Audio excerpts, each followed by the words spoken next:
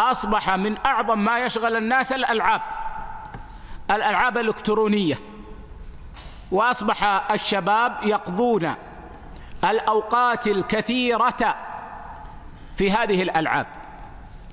فإن أولا نقول إن الأصل في اللهو واللعب أنه مباح إلا ما استثني، والذي يستثنى أمور. الأمر الأول ما دل النص على تحريمه،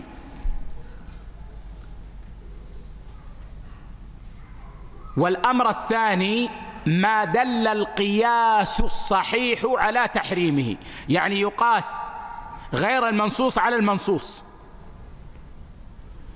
والأمر الثالث ما كان فيه قمار، بحيث يدخل الإنسان بالحظ لينال مبلغا، وقد يدفع القليل لينال الكثير.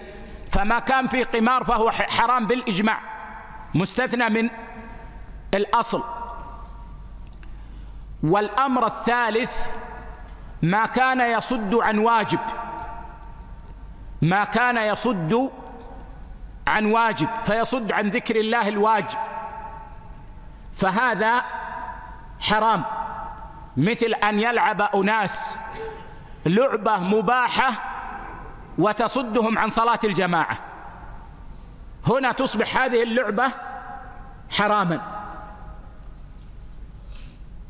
الأمر الخامس ما أوقع العداوة والبغضاء، فما علم من الألعاب أنه يؤول إلى العداوة والبغضاء بين المتلاعبين فهو حرام، مثل ما يسمى بلعبة البالوت أو الورقة على هيئة معينة،